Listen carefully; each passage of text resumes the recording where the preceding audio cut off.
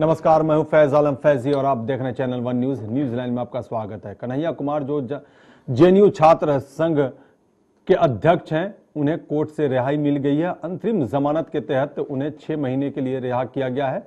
रिहाई के बाद वो जेएनयू कैंपस पहुंचा और उन्होंने छात्रों को संबोधित किया। अपने संबोधन में उन्होंने सीधे सीधे केंद्र सरकार पर निशाना साधा, प्रधानमंत्री पर निशाना साधा, एबीवीपी पर निशाना साधा और आरएसएस पर निशाना साधा।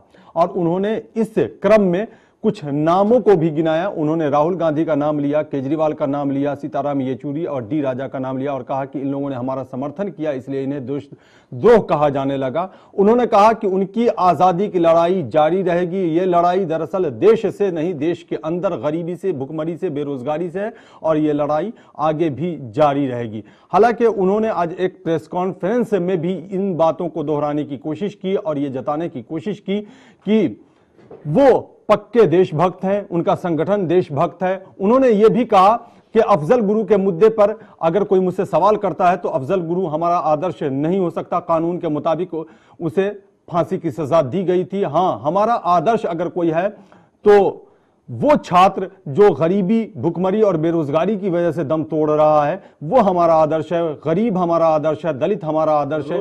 ये रोहित वेमुला का भी उन्होंने नाम लिया और तमाम नाम को उन्होंने गिनाया।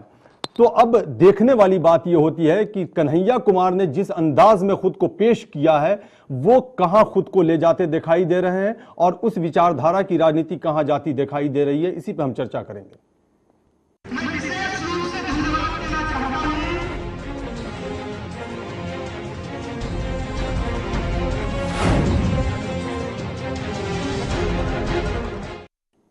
कन्हैया कुमार के बोल। जी हां, कन्हैया कुमार जेएनयू कैंपस में पहुंचे और उन्होंने अपने संबोधन के दौरान न सिर्फ अपना बचाव किया, अपने छात्र संगठन का बचाव किया, बल्कि विरोधियों पर निशाना भी साधा। लेकिन उन्होंने एक दिलचस्प बात कही। उन्होंने कहा एबीवीपी उनका दुश्मन नहीं बल्कि वो विपक्ष के तौर पर उसे लेते हैं। ये बड़ी बात उन्होंने कही कन्हैया कुमार ने। और प्रेस कॉन्फ्रेंस के दौरान भी बहुत सारी बातों को दोहराई, वही बातें जो उन्होंने संबोधन के दौरान कही थी।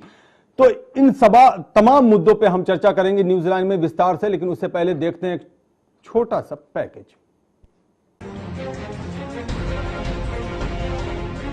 देशद्रोह के आरोपी कन्हैया कुमार जेल से रिहा तो हो गए, लेकिन रिहा होते ही बुझती हुई सियासत की चिंगारी को फिर से हवा लग गई और कन्हैया पर हो रही सियासत तेज हो गई।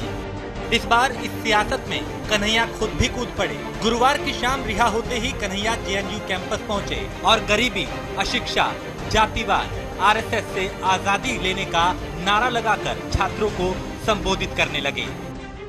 संबोधन के बाद कन्हैया ने अपने भाषण में BJP, RSS, ABVP, Smriti Irani के साथ साथ प्रधानमंत्री नरेंद्र मोदी पर जमकर हमला बोला। देश के अंदर जो समस्या है, क्या उस समस्या से आजादी मांगना गलत है? ये क्या कहते हैं, किससे आजादी मांग रहे हो?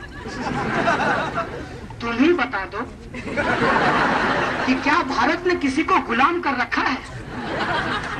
नहीं, तो ऑब्वियसली भारत से नहीं मांग रहे हैं। भारत से नहीं मेरे भाइयों, भारत में आजादी मांग रहे हैं। इस देश के भी कुछ नीति निर्माता हैं, वो कहते हैं काला धन आएगा, हर हर मोदी, महंगाई कम होगी, बहुत हो गई, सही मत सही है, अब की बार ले आइए, सबका साथ सबका विकास। वो सारे जुमले आज लोगों के जहन में हैं। हालांकि हम भारतीय लोग भूलते जल्दी हैं, लेकिन इस बार का तमाशा इतना बड़ा है कि भूल नहीं पा रहे हैं। कन्हैया के इस भाषण का केजरीवाल, मनीष सिसोदिया, दिग्विजय सिंह और नीतीश कुमार समेत कई लोगों ने भरपूर समर्थन किया और ट्वीट कर सरकार पर निशाना भी साधा। कन्हैया का भाषण अत्यधिक राजनीतिक है और वैचारिक है। जरूर सुनिए। कन्हैया छात्रों के बीच आइकन बनकर उभरे हैं। दिल्ली और राजनाथ जी का धन्यवाद। मैंने कई बार बोला था, मोदी जी छात्रों से पंगा मत लो, मोदी जी नहीं माने। तो वहीं दूसरी तरफ कन्हैया के इस मुद्दे पर एक बार फिर आम आदमी पार्टी और बीजेपी में तनातनी हो गई है। दोनों ही पार्टियां आमने सामने हैं। केंद्रीय मंत्री वेंकैया नायडू ने कन्हैया के इस मामले को प्रतिक्रिया के योग्य ही नहीं समझा और कहा कन्हैया सिर्फ पब्लिसिटी और राजनीति में आने के लिए ऐसा कर रहा है। कन्हैया के इस भाषण को सरकार चाहे कितना भी नकारे, लेकिन इस भाषण से सरकार की मुश्किलें कहीं न कहीं बढ़ती नजर आ रही हैं। अब देखना ये होगा कि सरकार इस पर क्या रुख अख्तियार करती है और इस मामले को किस तरह देखती है। चैनल वन न्यूज के लिए रणधीर कुमार की रिपोर्ट।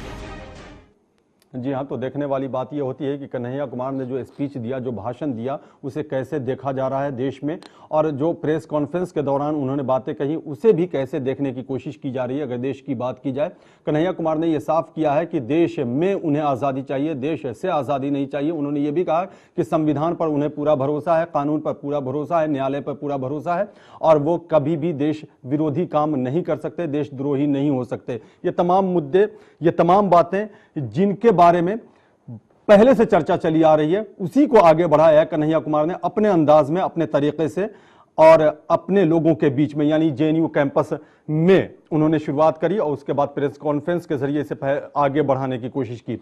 इसी मुद्दे पर हम चर्चा करेंगे। अपने मेहमानों का सबसे पहले हम परिचय करा दें, इंट्रोडक्शन करा दें। हमारे साथ इस वक्त जो मेहमान मौजूद हैं स्टूडियो में, वो हैं धर्मेंद्र पांडे, जो हिंदू स्वाभिमान संघ के राष्ट्रीय अध्यक्ष हैं। धर्मेंद्र पांडे जी, आपका बहुत बहुत स्वागत है। इसके बाद हमारे साथ हैं सैयद यासिर जिलानी, जो मुस्लिम राष्ट्रीय मंच के दिल्ली प्रदेश के अध्यक्ष हैं और बीजेपी से भी इनका ताल्लुक है और मुस्लिम राष्ट्रीय मंच आरएसएस का विंग है। यासिर जिलानी, आपका भी बहुत बहुत स्वागत है। और हमारे साथ हैं इस वक्त दुष्यंत शर्मा, जो कांग्रेस के नेता हैं। दुष्यंत शर्मा, आपका भी बहुत बहुत स्वागत है। तो हम सबसे पहले रुख करते हैं यासिर जिलानी का। सैयद यासिर जिलानी, आप कन्हैया कुमार की स्पीच को कैसे देखते हैं? उन्होंने कहा देश से नहीं, देश में आजादी चाहिए। मुझे बहुत, आज मैंने 2 बार, कल से मैं वॉच कर रहा हूं कन्हैया को, मुझे बहुत अफसोस हुआ कि हिंदुस्तान को इस तरह के नौजवान क्या देना चाहते हैं। आप कल भी मैंने देखा था, ऐसा लग रहा था कि कुछ टोली जो वही हरकत जो उन्होंने आज से 25-30 दिन पहले जो जेएनयू कैंपस को बिल्कुल एक अलग तरीके से, आपको रोक करके जी अपने दर्शकों को ये बताते चले कि हमारे वरिष्ठ सहयोगी सैयद इरफान रसूल भी हमारे साथ जुड़ गए हैं। सैयद इरफान रसूल, आपका भी बहुत बहुत स्वागत है। जी बोलिए। तो मैं देख रहा था, कल से मैं टीवी पे देख रहा हूं कन्हैया को कि बिल्कुल मीडिया वालों ने, माइंड मत कीजिएगा क्योंकि आप भी मीडिया से ताल्लुक रखते हैं, लेकिन उनको ऐसा हीरो बनाने की कोशिश में लगे हैं जैसे हमने बिल्कुल देखा हुआ है जब अन्ना आए थे, जब अन्ना का एक उसी मीडिया रिपोर्ट पे देशद्रोह का मुकदमा भी उन पे कायम किया गया था। बिल्कुल, लेकिन मैं आज मुझे बहुत हैरानी हुई, मैं एक टीवी चैनल पे कन्हैया का इंटरव्यू सुन रहा था, तो कन्हैया जेएनयू में पीएचडी का छात्र है और कहता है कि 1947 में जो आजादी मिली थी वो राजनीतिक आजादी है। आप खुद बताएं कि 1947 में जो आजादी हमें मिली, क्या वो राजनीतिक आजादी थी? ये देशद्रोह का मामला है। आप वो इतना अति उत्साह में अभी आज के डेट में वो है क्योंकि उसको कुछ चंद वामपंथी विचारधारा के जो लोग हैं जिन्होंने हमेशा से समाज को 2 वर्गों में बांट के रखा। ये उन्होंने एक बात और कही कि हम लोग राजनीतिक गर्व के अंदर 1936 में इनका जो ऑर्गेनाइजेशन है कूदा था।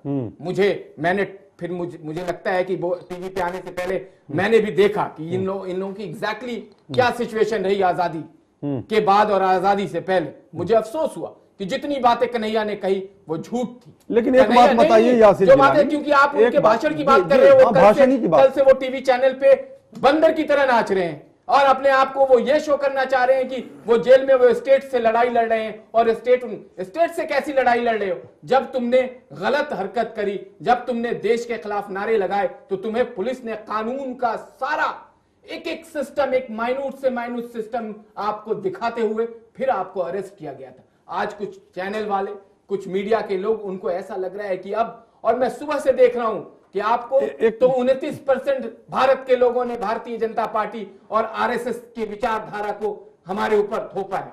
आप इस तरह के गलत बयानबाजी नहीं करें। 100% लोग हमारे साथ हैं इस वक्त। आप चाहे जितनी भी बात करें, आप हीरो नहीं बन सकते। कन्हैया ने गलत क्या क्या बातें कही? मैंने आपसे एक छोटा सा क्वेश्चन किया है इस वक्त कि आपको क्या 1947 में पूर्ण आजादी नहीं मिली थी? वो राजनीतिक आजादी थी। आप महात्मा गांधी को हमारे गाली देश दे रहे से हैं। गरीबी आप खत्म हो गई, जिन्होंने भुखमरी देश को खत्म हो गई, आजाद किया, बेरोजगारी उसको खत्म हो गाली दे गई। रहे हो। अगर आप इस तरह की बात कर रहे हो, आप जेएनयू में किस तरह की शिक्षा ग्रहण कर रहे हो कि 1947 की जो पूर्ण आजादी, जो हमें अंग्रेजों से आजादी मिली थी, उसको आप राजनीतिक आजादी कह रहे हो, और उसके बाद भी कहते हो कि हमारे ऊपर। और आप एक जो हिंदुस्तान के प्रधानमंत्री हैं, आपको किस तरह का संस्कार दिया है आपके उस जेएनयू जैसे अदारे ने, जहां पे आप एक प्रधानमंत्री को जिस तरह से आपने अपशब्द बदतमीजी करी है, आप सब लोग देख रहे हो क्योंकि आप मीडिया वाले हो। आप बहुत जी, मैंने ये भी सुना आपने कि बंदर की तरह उछल रहा था आप, मैंने ये भी सुना कि बंदर की तरह उछल रहा था, ये आप ही का जुमला है। जी जी, सवाल ये है जी, देखिए, प्रधानमंत्री के खिलाफ क्या डेमोक्रेसी में, क्या लोकतंत्र में, क्या जमहूरी निजाम में बोला नहीं जा सकता? नहीं, आप बोले, लेकिन क्या आप गुनाह बोलने है का ये? तरीका होता क्या है। ये आपको देशद्रोह है? आप आज क्या आपको ये देशद्रोह आज है? आपको आज या सर, आपको या सर, मैं आपकी बात को समझना, क्या ये देशद्रोह है? आप मेरी बात पूरी सुने, मैं ये पहले कहना जवाब चाह दें, रहा हूं। क्या ये देशद्रोह है? नहीं, देशद्रोह नहीं है, लेकिन उससे यासिर, कम भी अगर नहीं है आप कि अगर बोले कि आप बंदर की तरह उछल रहा था तो वो सही है, बंदर की तरह उछलना सही है, ये जुमला लगाए। जी, जी। आपने जो चार्जेस लगाए, जी। फैज एक मिनट, आपने जो चार्जेस लगाए, आपने गिरफ्तार किया, क्या पहले इन चीजों को इन्वेस्टिगेट नहीं किया जा सकता था? आज जो सरकार को झुकना पड़ा है, आज जो दिल्ली पुलिस के पास उनके लिए कोई सबूत नहीं निकले, नहीं, आज वो जमानत पे है, आज वो जिस तरह बोल रहा है, क्या इन चीजों को पहले जांचा परखा नहीं जा सकता था? नहीं, बिल्कुल आखिर किया जल्दी गया है। क्या थी? आखिर जल्दी क्या थी? आपने कहा वो कसूरवार है, उसको गिरफ्तार किया गया, तो ये कैसे तय कर दिया आपने? नहीं, कैसे तय कर दिया? नहीं, तो आप या अगर हमने उस वक्त, अगर मैं वही बात जब आपको बता रहा हूं कि उस वक्त जब हम कह रहे थे कि इन्होंने ये गलत किया है, तो आप कह रहे थे कि आपकी तो सत्ता है, आप लोग सत्ते के नशे में चूर हो और इस तरह से बेकसूरों को आप पकड़ रहे हो। आज जो 2 दिन से वो हरकत कर रहे हैं उसमें आपको नहीं लगता? और ये उसी कांग्रेस पार्टी की पिछलग्गू हो गए। चलिए आएंगे, अब दुष्यंत शर्मा के पास जाना होगा। जी इरफान रसूल, बात कर रहे हैं, जी दुष्यंत शर्मा के पास चलिए, फिर धर्मेंद्र पांडे के पास भी जाना है।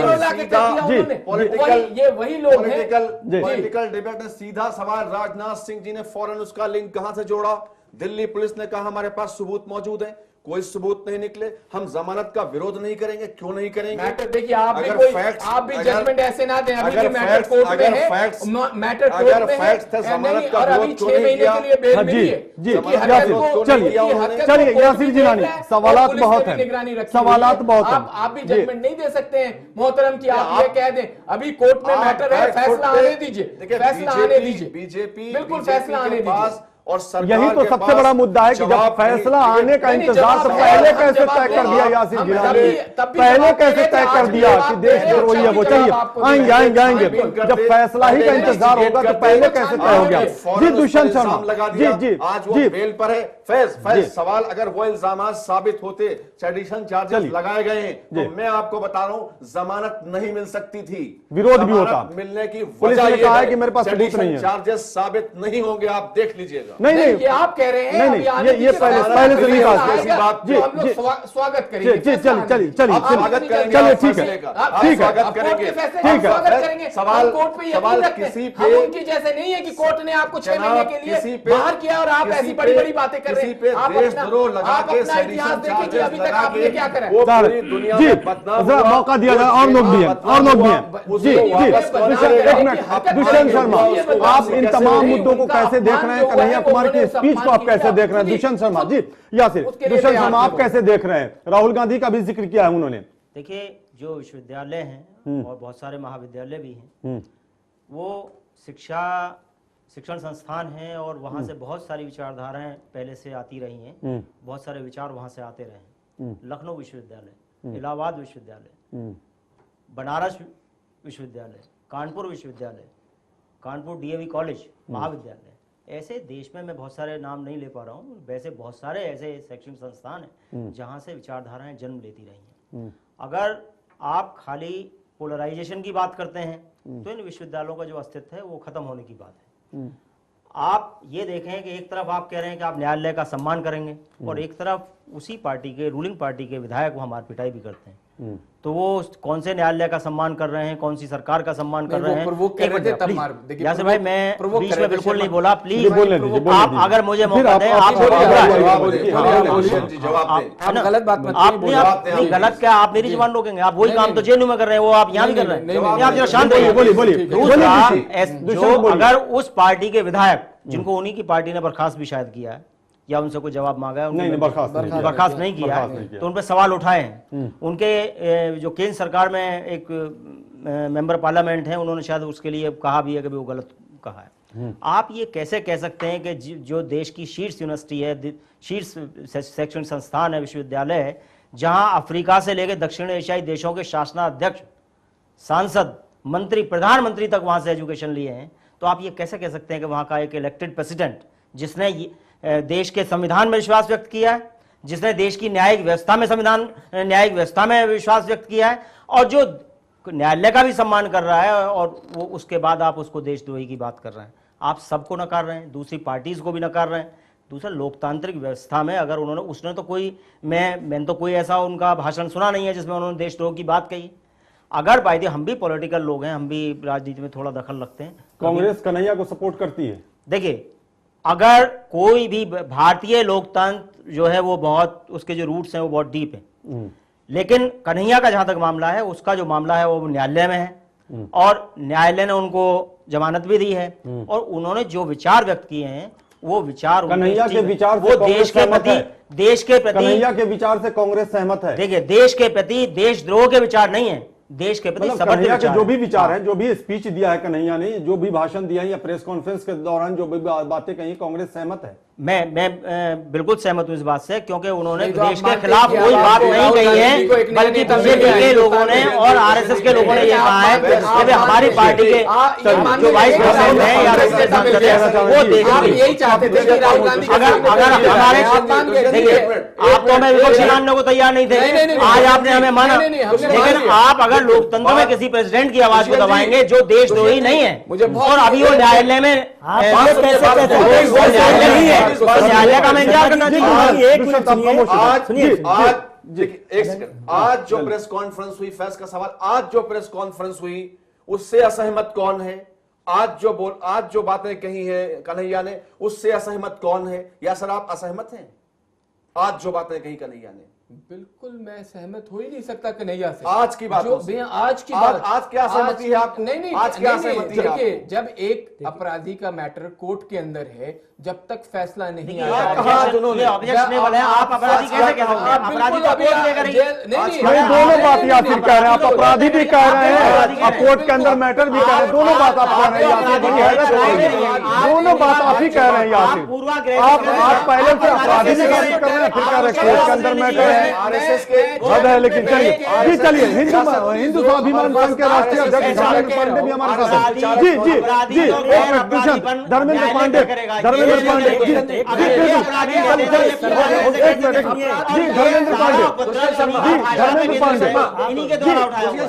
धर्मेंद्र पांडे, क्या ये दो विचारधाराओं के बीच की जंग है क्या? आदरणीय, मैं बड़े अदब और सम्मान के साथ आपके चैनल के माध्यम से, क्योंकि चैनल पे बैठे हैं तो चैनल की गरिमा होती है, बिल्कुल होती है, और बिल्कुल होती है। ऐसा जो है, जैसे लोग जो जेएनयू में कर रहे हैं वही यहाँ करेंगे, वो जो जंतर मंतर पे हो रहा है वो चैनल में होगा, आप बोले, इसका कोई मतलब नहीं। देखिए, जहां तक रह गया कन्हैया का सवाल, कन्हैया ने नारे लगाए, पर्चे बांटे, एक कार्यक्रम का आयोजन कई साल से वहां हो रहा था, लेकिन इससे पहले क्योंकि सरकार ऐसी होती थी कि उस पर कभी कार्रवाई नहीं होती थी।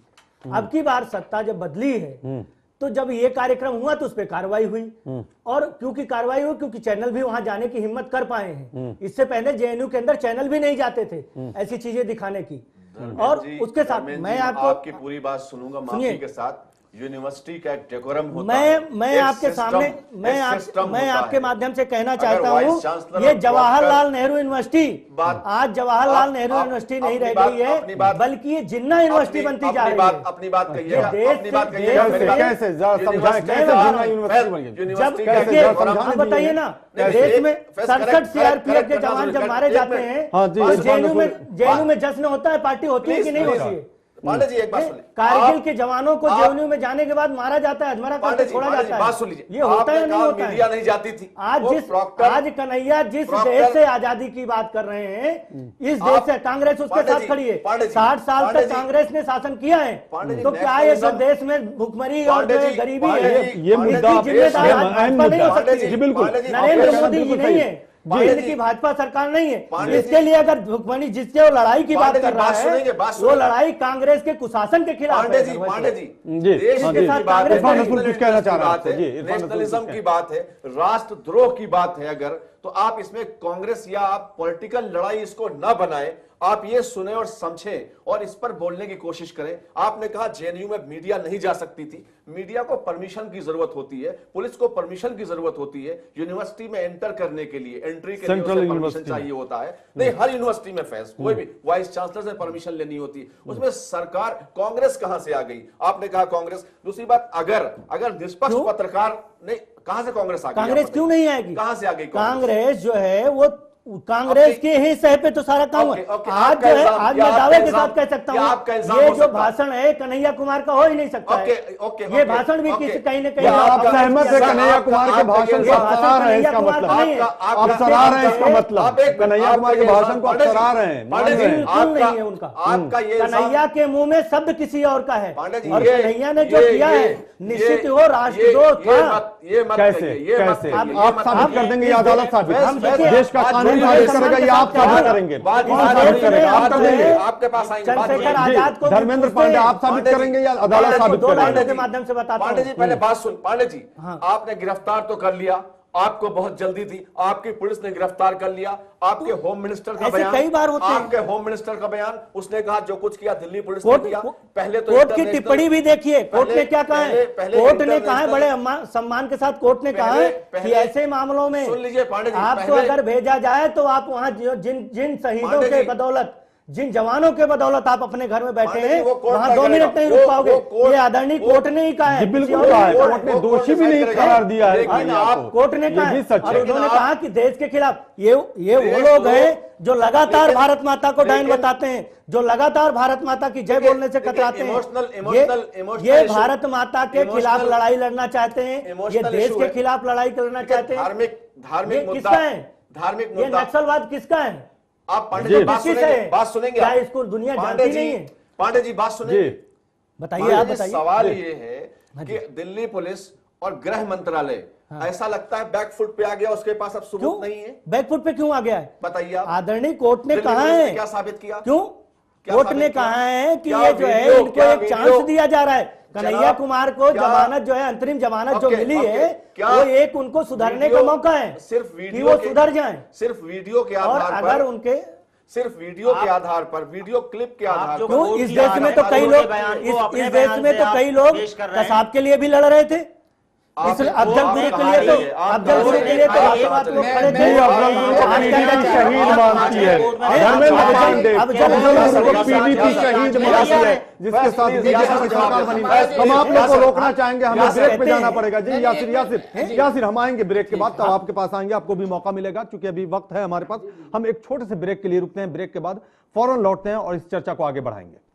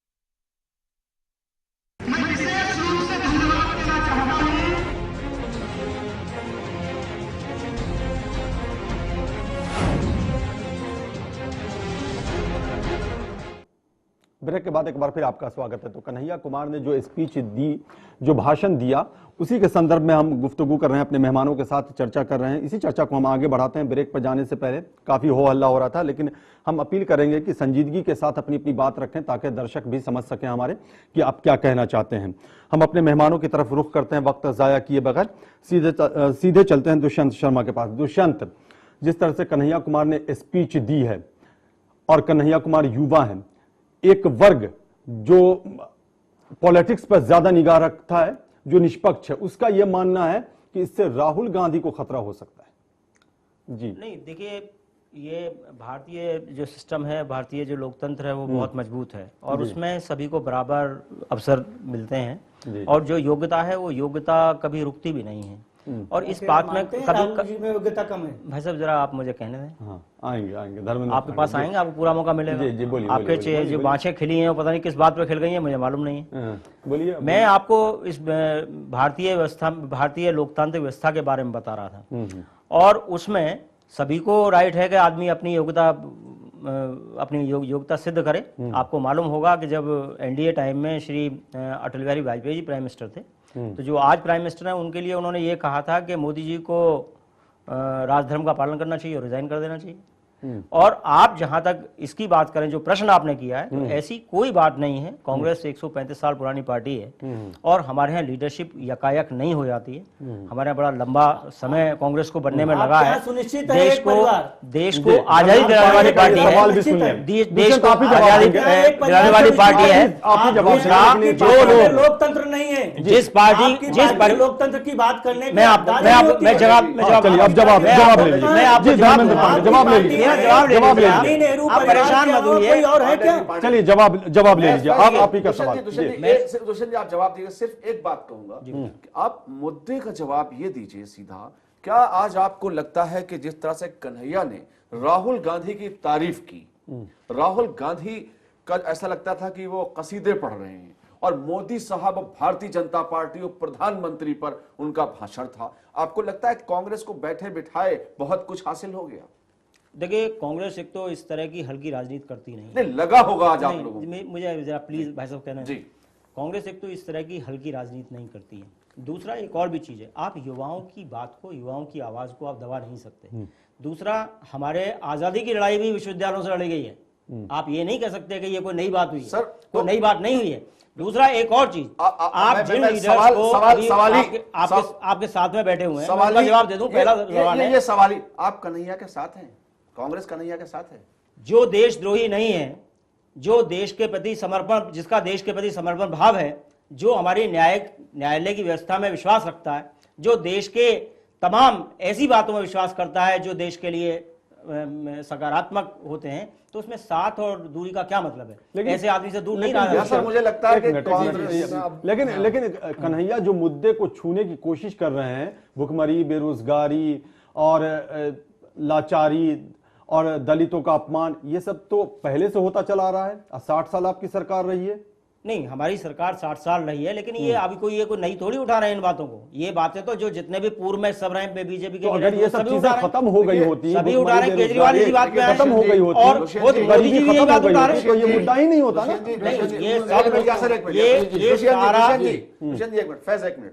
ऐसा लगता है कि जैसे जो मुद्दा था या मुद्दा है, हम नहीं बल्कि सारे, ऐसा लगता है कि सारे लोग कन्हैया के साथ कौन है और कन्हैया के खिलाफ कौन है।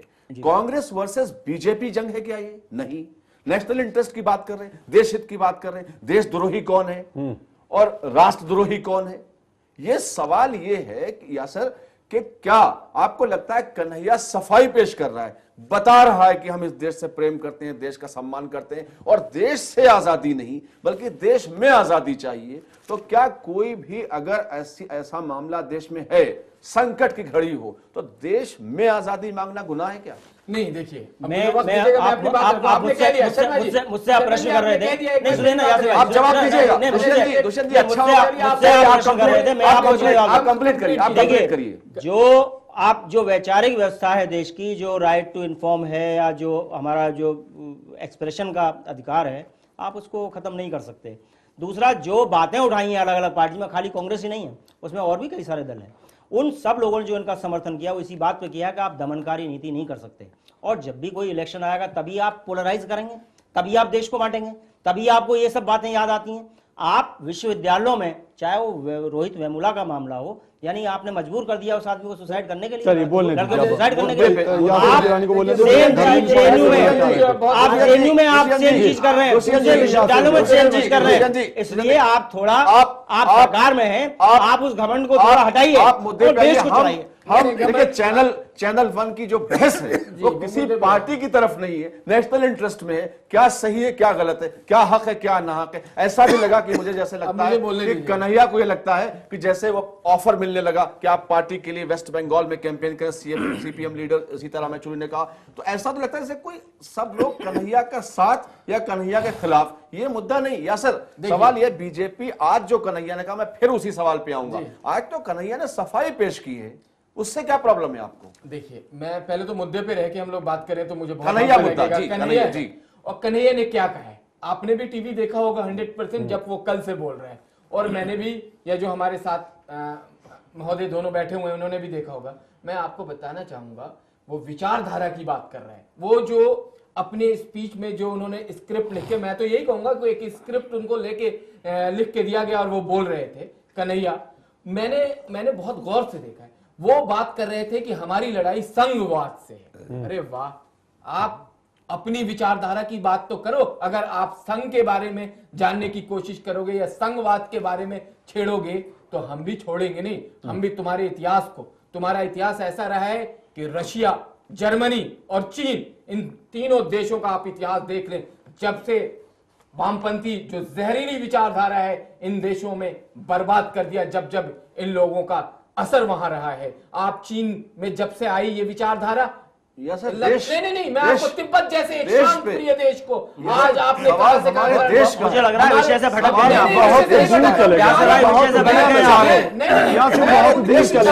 आप इसको विषय से भटक के बात कर रहे हैं।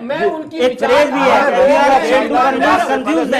कंफ्यूज कर रहे हैं। नहीं, कंफ्यूज नहीं कर रहा हूँ। आप अब आपकी सवाल है तो आप ही की बात करिए, आप ही कह रहे हैं विषय में बात करिए। युवाओं की आवाज को सुनी जाती है। आप जिस पार्टी से भाई आपने कहा था विषय में बात करें, आप विषय में बात नहीं कर रहे हैं और आप कंफ्यूज भी कर रहे हैं। आप विषय का जो आंसर है आपको देना वो नहीं दे रहे। आपके भाई एक उधर ही बैठे, उनसे बोलिए, अगर आपको नहीं मालूम है तो वो बोल देंगे। ये युवाओं की बात कर रहे हैं, इनके यहाँ युवा जो है अब वो उसकी व्यवस्था ऊपर की तरफ जा रही है और आज तक राष्ट्रीय अध्यक्ष नहीं बना। ये क्या बात कर रहे हैं? ये परिवार परस्त पार्टी है। ये हालत हमारी पार्टी का कौन क्या है? आपको उन्होंने कहा कि आप विषय में बात करें, पार्टी की बात ना करें। डिसाइड करेंगे आप कौन? यासिर, चलिए परिवार पे आएंगे तो हम एलजेपी पे चले जाएंगे। परिवार पे आएंगे तो हम एलजेपी पे चले जाएंगे, धरना जाए तो बेहतर है। कन्हैया ने जो कहा है, मैं आपसे चर्चा करूंगा। मैं रिपीट, विचारधारा को थोपने की बात कही, चाहे वो एक बात स्क्रिप्ट लिखी, चाहे उसके सीताराम येचुरी ने लिख दिया, बट वो एक विचारधारा मैं फिर वही बात, हम आजाद नहीं है? कहाँ आपको आजादी नहीं मिली है? गरीबी नहीं है, बहुत गरीबी है, बहुत गरीबी है। गरीबी किसकी देन है? बेरोजगारी चाहे जिसकी भी देन हो, जिस पे भी धर्मेंद्र पांडे को भी बोलने का मौका दिया जाए। बंगाल की क्या हालत करी? धर्मेंद्र मौका धर्मेंद्र पांडे मौका चाहे जो भी हो, गरीबी तो है, बेरोजगारी है। धर्मेंद्र पांडे भी इस बात को मारेंगे, चाहे जिसकी भी देना हो। जी धर्मेंद्र पांडे, सवाल ये है कि देश बड़ा है या व्यक्ति? नहीं, बिल्कुल देश बड़ा है, देश बड़ा है, सबसे पहले देश बड़ा है। जो बातें चल रही पांडे जी बात,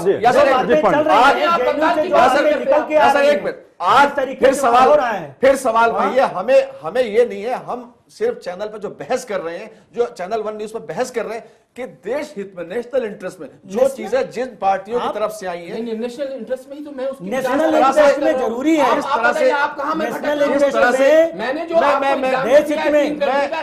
देश हित में जरूरी है कि जो है इस तरह की विचारधारा, शर्मा जी आप जानकारी हासिल कश्मीर को आजाद करने की बात करें, बर्बाद किया उस देश को। अगर ऐसा लगा कन्हैया, ऐसा लगा कि जैसे लोग ऑफर कर रहे हैं और मैं कहां रुकता, अर्शो फर्श विपक्ष की आवाज से मुझे तो बहुत ऊंचा जाना था हदे परवास से। ऐसा लोगों लगता के पास है, कुछ ऐसा लगता है नहीं। कन्हैया को ऑफर शुरू हो गए तो कि राहुल आप गांधी पार्टी के के लिए पास कुछ कैंपेन है करिए, नहीं। आप आज वेस्ट उनकी बंगाल आइए। धर्मेंद्र को बोलने दें, ये सवाल गलत है। धर्मेंद्र को भी मौका सवाल दें, ये- धर्मेंद्र पांडे को भी मौका दें। जी धर्मेंद्र पांडे बोले अपनी बात देखिए, रखें। जी एक मिनट, धर्मेंद्र पांडे बोले। फैज एक मैं धर्मेंद्र पांडे से ही सवाल करूंगा और यासर भी उसका जवाब देंगे कि आज जो सफाई अगर कोई पेश कर रहा है कि मैं देश विरोधी राष्ट्र विरोधी नहीं हूं और मैं देशभक्त हूं, तो प्रॉब्लम क्या है? पहले धर्मेंद्र बात जाइएगा। आप देखिए धर्मेंद्र पांडे को मौका दें, धर्मेंद्र जी धर्मेंद्र अपनी बात उसके बाद धर्मेंद्र जी आप आधी बात कह रहे हैं, वो सफाई दे रहे हैं, हम वेलकम कर रहे हैं कि सफाई दे रहे हैं, ये कहिए ना आप, नहीं, ये लेकिन कहिए। वो अपनी विचारधारा को थोपने की बात करता है। नहीं, वो उसका इल्जाम तो यह है कि उस पर विचारधारा थोपी जा रही है। जी धर्मेंद्र पांडे, नहीं उधर से इल्जाम है। जी धर्मेंद्र पांडे, जी धर्मेंद्र पांडे, जी धर्मेंद्र पांडे, जी यासिर यासिर यासिर प्लीज, यासिर प्लीज धर्मेंद्र को मौका दें। जी आप ही की बात को आगे बढ़ाएंगे, धर्मेंद्र पांडे आप ही की बात को आगे बढ़ाएंगे। धर्मेंद्र पांडे जी, कन्हैया ने जो अपनी सफाई पेश की, यासर जिलानी का कहना कि राहुल गांधी की तारीफ की इसलिए कांग्रेस उसके साथ है। नहीं देखिए ऐसा है, राहुल गांधी की तारीफ कर रहा है, केजरीवाल की तारीफ कर रहा है, केजरीवाल जी उनकी तारीफ कर रहे हैं, ये सवाल नहीं है। सवाल ये है कांग्रेस लीडर, सुनिए, कांग्रेस लीडर को जवाब दें। सवाल ये है कि जो उसने जेएनयू में रिहा होने के बाद कहा है जी, जो उसने अपनी सफाई में पेश किया है कि मैं जो है इस तरह कहूं, मैं एक विचारधारा से लड़ रहा हूं, मैं भुखमरी से लड़ रहा हूं, मैं छात्रों के लिए लड़ रहा हूं, मैं दलितों के लिए लड़ रहा हूं, ये जो लड़ाई वो लड़ रहा है, ये जो 60 साल का कांग्रेस का कुशासन रहा है उससे वो लड़ाई लड़ने की बात कर रहा है। कांग्रेस को खुश होना चाहिए। अगर ऐसा है तो आपको खुश होना चाहिए, फिर आप क्यों परेशान है? सुनिए, अगर वो हमारे खिलाफ लड़ाई लड़ रहा है तो आप लोगों को ये तो जो बैठे बिठाए सारी बात आपके पक्ष में आ रही है। जैसे दूसरा लड़के जो हकीकत तैयार कुछ हुए और है, देश में, लेकिन पांडे की हकीकत कुछ और है। दरअसल तैयार हुई है, बहुमत के घमंड में मदहोश मोदी सरकार देशभक्ति के नाम पर देश के युवाओं की भावनाओं के साथ खिलवाड़ कर रही है। एक लाइन पांडे जी, आप कह रहे हैं आज जो कश्मीर की आजादी की बात कर रहा है, पांडे जी, क्या कश्मीर की आजादी हो मैं सकती है? आपको आंसर दिया है, लेकिन आपने वो आंसर से अच्छा आज सुना नहीं। आज कन्हैया कुमार ने साफ किया है, साफ कहा है एक सेकंड कश्मीर उसी भारत प्रश्न का का अभिन्न अंग है। देखिए आज वो आप इसलिए कह रहा पांडे जी, है, क्या जिसलिए कह रहा हूं, पांडे जी, उससे बात पहले नहीं। क्या पांडे जी, वही चीज हम बोलेंगे ना, पांडे वो जी, बोलेगा। ये कोई बात पांडे जी, नहीं, पहले आदमी गोली पांडे मारते जी, बाद में पांडे जी, एक बात, पांडे जी, देखिए कश्मीर की तरफ जाएंगे तो बात बहुत- सुनिए, एक मिनट बात सुनिए। मेरा कहना ये, आप कह रहे हैं कि वो जिस आजादी की बात कर रहा है वो समस्या कांग्रेस की देन है। बिल्कुल लेकिन- कांग्रेस की देन तो है। वो तो नहीं कह रहा है, अच्छा है, आपके लिए होता है। ये बात वो तो नहीं कह रहा है, ये बात आप कह रहे हैं। हाँ? ये बात वो नहीं कह रहा, नहीं, कन्हैया नहीं, नहीं कह इसको रहा, जो आप है, कह रहे हैं। 60 साल महोदय, आप गलत, आप उसका 60 इंटरव्यू साल देखिए, की उसने बुराई कहा को दूर कि करने के लिए कुछ हमारे देर तो साथ लगेगा। मुझ पे तो देशद्रोह जिस लगाया तरीके गया। से वो बोल रहा था, सीताराम काला येचुरी धन पे आएगा, देशद्रोह, राहुल महंगाई गांधी पे जाएगी। देशद्रोह, बोला है, ये एक चीज नाम लिया। बताइए, बोला है, ये कि हम- बोला है, मैं नहीं बोला कह है, रहा। बोला है। कन्हैया कह रहा है कि राहुल बोला है। गांधी पे देशद्रोह के हाँ, चार्ज केजरीवाल का भी तो नाम क्या लिया है। दर्शाता है कि आप कहीं ना कहीं राहुल ये कह रहा हूं, गांधी कहीं न से कहीं ग्रस्त हैं। वो नहीं कहीं कह न रहा, कहीं ये वो सब नहीं कह रहा। एक ही थैली के देखिए, चट्टे हैं। मेरा आप- सिर्फ ये कहना अच्छा, है एक कि मिनट, जो आप विचारधारा थोपने की बात कर रहा है, हम विचारधारा को बताएंगे देश- कि हिंदुस्तान के संस्कारी लोगों के अंदर क्या विचारधारा नहीं तो है। राहुल वो क्या गांधी, सोचते हैं, अगर वो क्या सोचते हैं अगर हिंदुस्तान वो- के लोग, अगर वो- हम बताएंगे। आप इरफान आइए, रसूल, अभी इरफान आप रसूल रोड पे जी, जो है, और धर्मेंद्र अगर रोड पे भाई, खड़े एक होके सवाल इरफान धरना रसूल से मैं कर प्रदर्शन दूं। करने वाले लोग हैं, इरफान अगर- रसूल, अगर- इरफान अगर- रसूल, करके बढ़िए। इरफान रसूल, एक सेकंड, आप ही से सवाल करता हूं। इरफान रसूल से मेरा सवाल आप तो है, इरफान रसूल एक सवाल छोटी कर रहे हैं, सी लेकिन जगह मेरा पे। सवाल, जी, इरफान आपका रसूल, सवाल बताइए। क्या इरफान रसूल से मेरा सवाल है, जी। क्या किसी को देश विरोधी बताना ही देशभक्ति की सच्ची अलामत समझी जाएगी? जैसा एक तरह से ट्रेंड चला जा रहा है, सीधे सीधे अदालत में खुद कहते हैं कि अदालत में मामला है, फिर खुद देश विरोधी की भी बात कहते हैं, ये क्या है?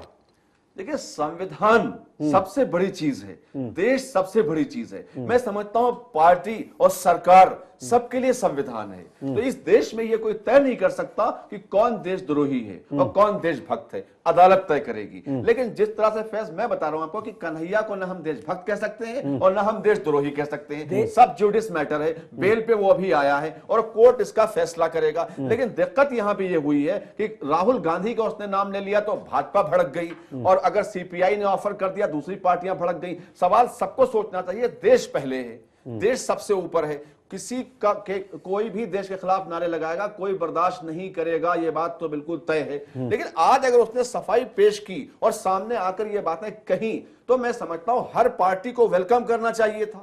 हर पार्टी वेलकम करती है इस चीज को। आपको प्रॉब्लम हो गई राहुल गांधी का नाम ले लिया उसने। धर्मेंद्र पांडे से जवाब ले रहे हैं, कम मौका मिला है धर्मेंद्र पांडे को।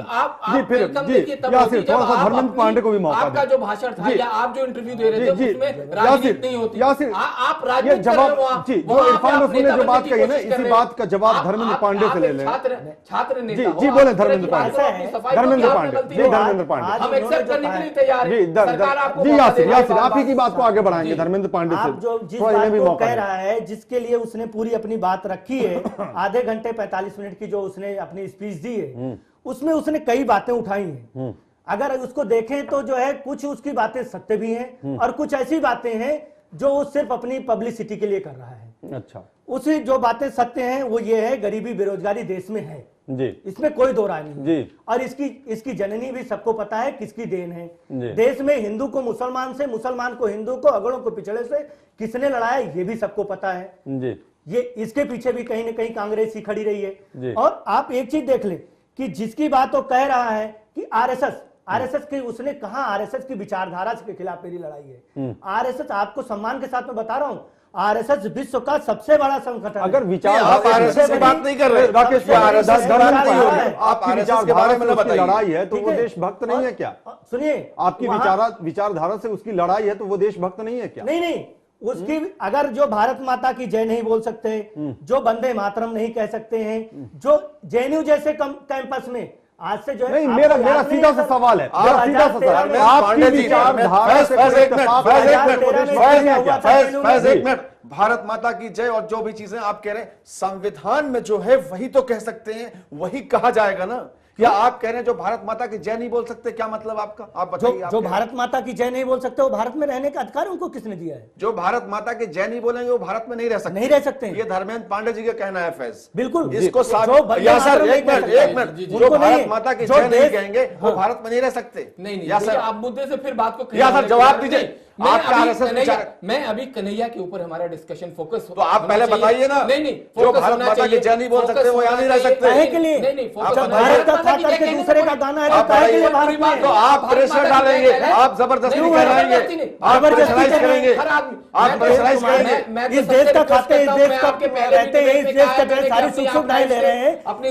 इस जेएनयू में पढ़ने के लिए सरकार पैसा देती है, 3 लाख रुपया सरकार इनके ऊपर खर्च करती है। इस जेएनयू में जो है, मेरा सीधा सा सवाल था धर्मेंद्र पांडे, सबसे सर्वोपरि संविधान है, देश है, नेशनल इंटरेस्ट है। मैं फिर कहूंगा यही बहस है। नेशनल इंटरेस्ट वो भारत माता के लिए ही है।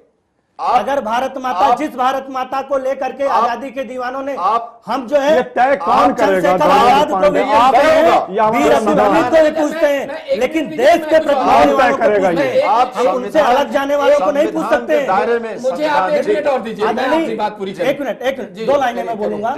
हमारे यहाँ कहा गया है, उनको नमन जो देश पे कुर्बान हो गए, उनको नमन जो देश पे कुर्बान हो गए, दुश्मन के लिए मौत का सामान हो गए, लिख डाली अपने खून से गाथा स्वदेश की तुलसी, कबीर जाए स्वदेश का हो गए।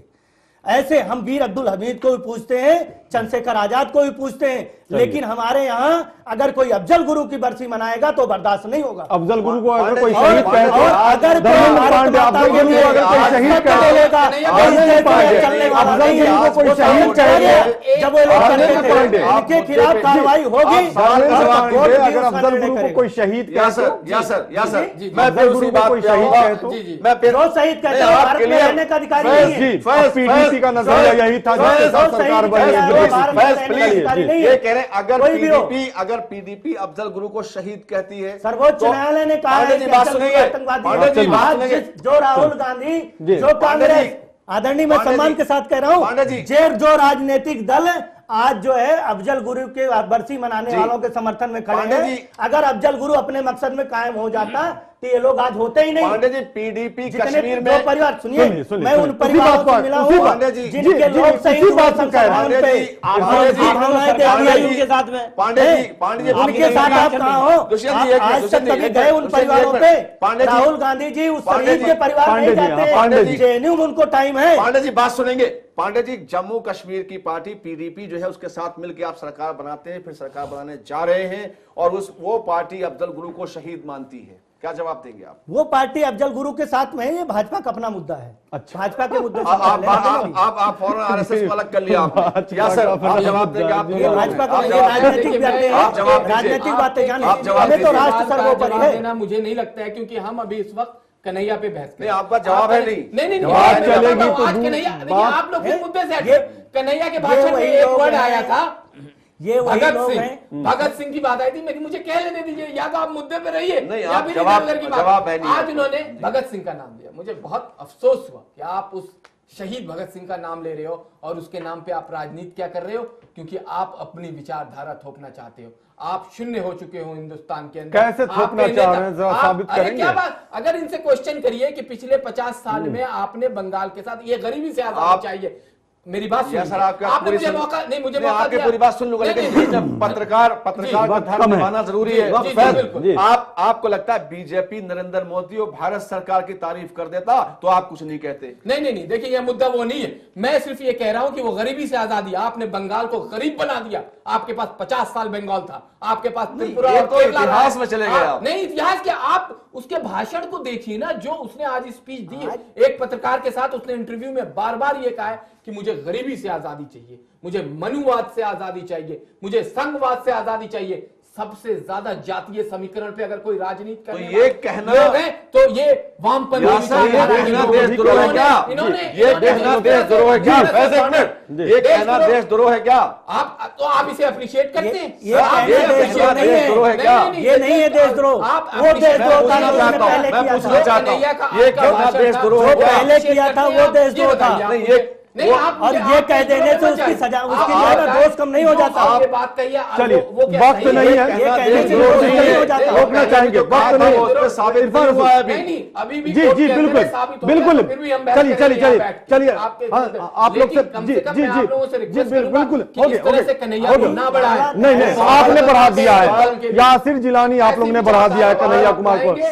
कोर्ट के अंदर कन्हैया कुमार की पिटाई हो गई सुप्रीम कोर्ट के कहने के बावजूद। ये कौन सी देशभक्ति है? मत बोलवाइए। चलिए मैं एंकर हूं, बोल भी नहीं सकता कुछ, हाथ मेरे बंधे हुए। चलिए चलिए आप जी, आप लोग का बहुत बहुत शुक्रिया, आप लोग का बहुत बहुत शुक्रिया। एक मिनट इरफान रसूल, वक्त नहीं है। आप लोग का बहुत बहुत शुक्रिया इस परिचर्चा में शामिल होने के लिए। कुल मिलाकर के यही कहा जा सकता है, अब जो कन्हैया कुमार का मामला निकल करके सामने आया है, जो स्पीच कन्हैया कुमार ने दी है, उसको लेकर के राजनीति जो चली है वो आगे भी बढ़ेगी। ये जग जाहिर नजर आ रहा है, पूरी तरह से नजर आ रहा है। न्यूज़ लाइन में इतना ही, नमस्कार।